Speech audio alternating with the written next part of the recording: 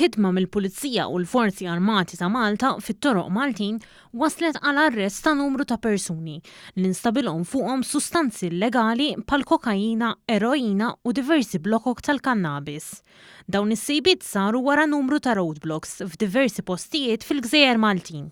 Stqarrija tal-Korp tal-Pulizija qalet li f'dawn ir-roadblocks ġew imwaffqa mad-900 vettura. Fost dawn il-vetturi li ġew imwaffqa f'Birżebbuġa u f'Ħalqormi kien hemm ukoll xufiera li nqabdu jsuqu taħt l-influwenza tal-alkoħol, kif ukoll twaffqet karozza li kienet qed tinstab bi pjanċi ta' reġistrazzjoni differenti.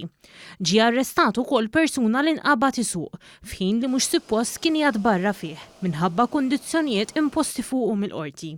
Jirriżulta wkoll li f'karozza li ġiet imwaffqa instabu wkoll ammont sostanzjali ta' flus kontanti u l-passiġġiera kellha fil-possess tagħha id-droga u anke l-enbuba. Il-Pulizija tar-Rapid Intervention Unit kellha wkoll tiġri wara karozza, hekk kif malli x-xufier lemaħ ir-roadblock dawar lura.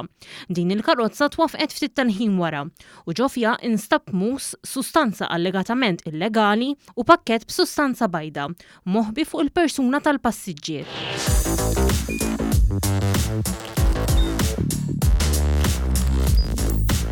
Idħol fuq one.com.mt u hemmhekk tista' tara l-programmi kollha li jxandru fuq One permezz ta' One Play.